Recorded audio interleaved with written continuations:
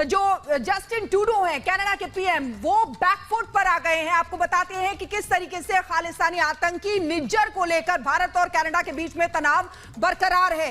Trudeau ने कहा कि हम भारत को उकसाना नहीं चाहते हैं, हम तनाव को और बढ़ाना नहीं चाहते हैं, हम चाहते हैं कि पूरे केस की सही दिशा में जांच हो। India has denied the allegation and expelled a Canadian diplomat. What's your reaction to that, and how confident are you in our intelligence with this denial? As I've said, India, the government of India, needs to take this matter with the utmost seriousness. We are doing that. We are not looking to provoke. Justin Trudeau के साथ एक और बड़ी दिक्कत है कि जो उनकी अप्रूवल रेटिंग है वो 20% है मात्र अभी, यानी कि वो ऑल टाइम लो है कनाडा के अंदर। तो उन्हें कहीं ना कहीं अपने डोमेस्टिक मुद्दे को भटकाने के लिए उन्हें एक ऐसा और उससे बड़ा एक मुद्दा चाहिए था जो उन्होंने भारत को कहते हैं ना पोक किया, ताकि एक बड़ा मुद्दा बन जाए और डोमेस्टिक मुद्दों से उसकी ध्यान हट जाए।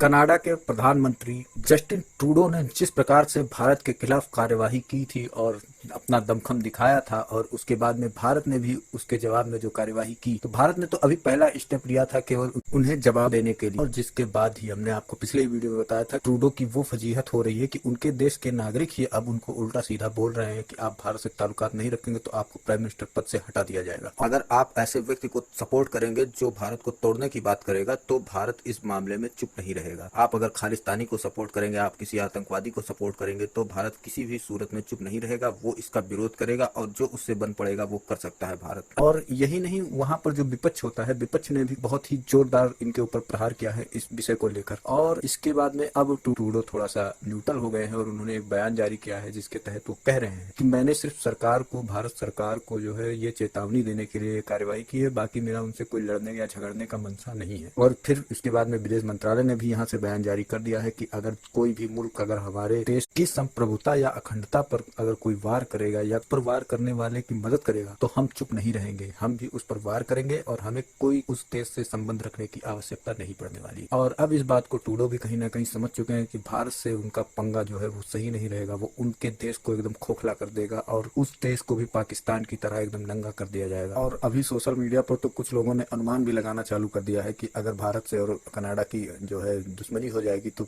कनाडा भी कहीं ना कहीं पाकिस्तान की तरह एकदम भूखमरी के कगार पे होगा, क्योंकि अभी से ही वहां पर बेरोजगारी और आमदनी में कमी आ रही है लोगों के। तो कहीं ना कहीं वो खुद पहले से ही डूब रहा है देश, और अगर वो ऐसे में वो भारत से दुश्मनी कर लेगा तो वो उसका डूबना बिल्कुल तय है। जिस बात को समझते हुए आगे प्राइम मिनिस्टर ट्रूडो ने अब जो है इस सब मामलों पर यू टर्न मारना चालू कर दिया है। फिर देखते हैं आगे चलकर क्या होता है, क्या भारत की ओर से क्या रिस्पॉन्स आएगा। जैसे जैसे कुछ होगा हम आपको अपडेट करते रहेंगे, और अपडेट रहने के लिए चैनल को सब्सक्राइब करना पड़ेगा, तो चैनल को सब्सक्राइब जरूर करिए, वीडियो को लाइक करिए और शेयर करिए।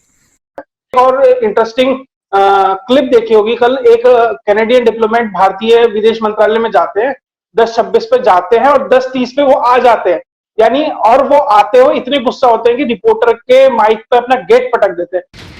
ट्रूडो के झूठ पर भारत के कड़े तेवर का असर विदेश मंत्रालय से लौटते कनाडाई उच्चायुक्त कैमरन मैकी की झल्लाहट के रूप में दिखा, जहां एक पत्रकार के माइक को देखकर वो इतना भड़क गए कि जोर से गाड़ी का दरवाजा बंद कर दिया।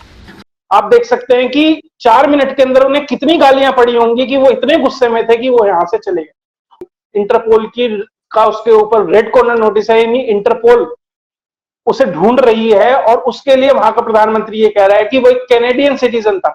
ये ऐसा ही हो गया कि ओसामा बिन लादेन को जब अमेरिका ने मारा तो पाकिस्तान ये कहे या अफगानिस्तान ये कहे हमारा नागरिक है, आपने कैसे मार दिया। अरे आतंकवादी आतंकवादी है, वो किसी देश का नागरिक नहीं है, उसका कोई धर्म नहीं है।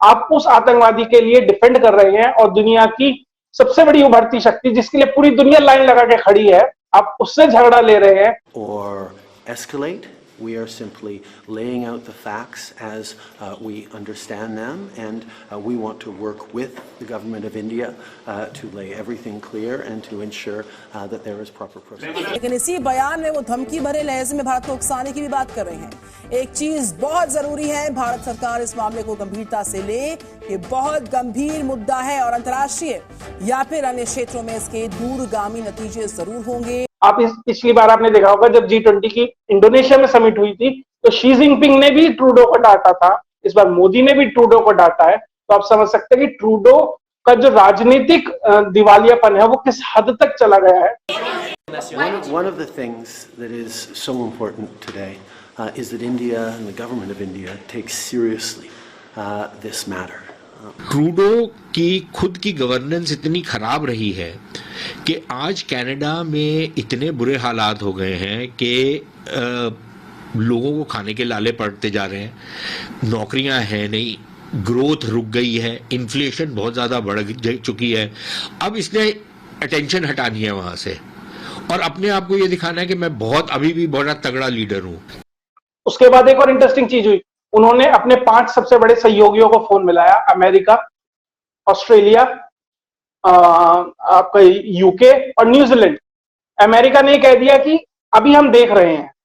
उसके बाद जब सुनक से पूछा गया, ऋषि सुनक से, तो उन्होंने कहा नहीं नहीं हमारी तो ट्रेड डील चल रही है, हम बाद में बात करेंगे। और जब ऑस्ट्रेलिया वाले से पूछा गया, एंथनी एल्बनीज़ से, उसने कहा, रिपोर्टर को ये कह दिया चिल आउट। जब प्रधानमंत्री ये कहते चिल आउट, यानी आपके 5 सबसे बड़े सहयोगियों ने कह दिया अरे आप शांत रहिए, हम भारत से झगड़ा नहीं ले सकते कि अब खालिस्तानी एक्टिविटीज को बंद कीजिए कनाडा में, और जो ट्रेड डील चल रही है कनाडा भारत की जिसकी बात, वो ट्रेड डील अब रोक दी गई है जब तक ये खालिस्तान का मुद्दा आप सॉल्व नहीं करते। तो भारत ने ये ट्रूडो को मैसेज दिया। तो उसने K2 डेस्क बनाया कि कश्मीर और खालिस्तान, हम 2 चीजें हैं, 2 फ्रंट खोलेंगे, एक खालिस्तान का और एक कश्मीर का, हम उसमें उसे जो कहीं उलझाए रखेंगे। उसके बाद उसमें उसका समर्थन दिया वेस्ट ने, खासकर CIA ने और ब्रिटिश एजेंसीज ने, क्योंकि वो चाहते हैं कि एक ऐसी सेफ्टी वॉल भारत के साथ रहे कि भारत जब भी कुछ बढ़ने की कोशिश करे तो उस पर उंगली रख के उसे दबा दिया जाए। तो उसे CIA, वेस्ट और ये सब मदद करते हैं, और पाकिस्तान उसका ये कह सकते हैं कि वो ओरिजिन पॉइंट है खालिस्तान का। ये कनाडा ने ये कदम उठाया है कि भारत के एक डिप्लोमेट को एक्सपेल किया। तो कनाडा का ये कदम, जैसे हमारी मिनिस्ट्री सरकार भी कह रही है, बचपने वाला है, पर इतना सीरियस मैटर तो उसे बचपना भी नहीं कह सकते। बट कनाडा ने, भारत ने जो ट्रेड का ये एग्रीमेंट की वार्ता को रोका है, उसके रिस्पॉन्स में ये भारत के खिलाफ कदम उठाया है। आज के टाइम में जस्टिन ट्रूडो का एकमात्र एजेंडा है कि किस तरीके से वहां 9 साल का 10 साल का बच्चा ये तय करे कि मैं लड़का रहना चाहता हूं कि मैं लड़की रहना चाहता हूं। वो इस चीज देखिए, 10 साल का बच्चा जो ये तय नहीं कर सकता कि मैं कौन से रंग के मोजे पहनूं, उसे ये तय करने के लिए कहा जा रहा है कि तू लड़का है कि तू लड़की है कि तू कुछ और है। क्योंकि जब वो भारत भी आया और उससे पूछा कि G20 में आपका सबसे बड़ा एजेंडा क्या है, उसने कहा कि मेरा सबसे बड़ा एजेंडा है जेंडर। मैं जेंडर के ऊपर बात करूंगा। ये जो रेवोल्यूशन है 3 माह बाद एकदम से भारत से लौटने के बाद ही क्यों हो रही है?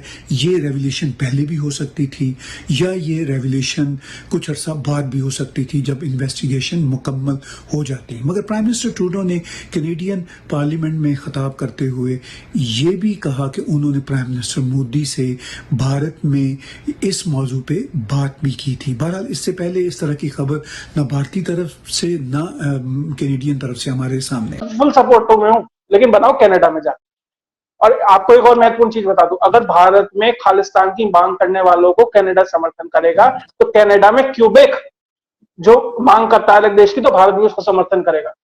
तो कनाडा अगर ये सोचता है कि वो कुछ भी बोलेगा, अनर्गल बात करेगा, डिप्लोमेट को निकाल देगा, और उन्होंने भारतीय डिप्लोमेट का नाम जाहिर कर दिया। We are doing that. We are not looking to provoke or escalate.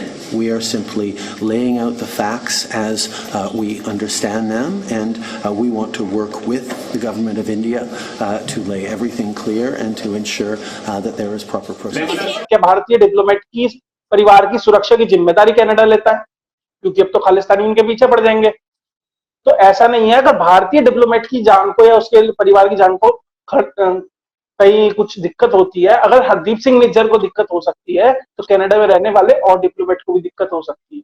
तो कनाडा को बहुत सोच समझकर चीजें करनी चाहिए। भारत अब वो कोई 80 या 90 वाला भारत नहीं रहा कि आप आएंगे और भारत कहेगा हाँ हाँ हम देख रहे हैं, हम कर रहे हैं। भारत अब करता है और फिर कहता भी है हाँ मैंने करा। It is extremely serious, and it has far-reaching consequences in international law and otherwise. For Canada, as I said yesterday, we're going to remain calm. We're going to remain grounded in our democratic principles and values. We're going to follow the evidence and make sure that the work is done to hold people accountable. Why did you go public with this now? Over the course of the summer, we have been working closely with our intelligence agencies who are moving forward in their analysis. We wanted to make sure that we had solid grounding in understanding what was going on in analysis and indeed in facts. We wanted to make sure we were taking the time to talk with our allies, to share what we knew. We wanted to make sure that we fully shared with the government of India the seriousness and the depths of our preoccupations and indeed conclusions. But Canadians have a right to know and need to know when things are going on like this, and that's why we made the decision to do this.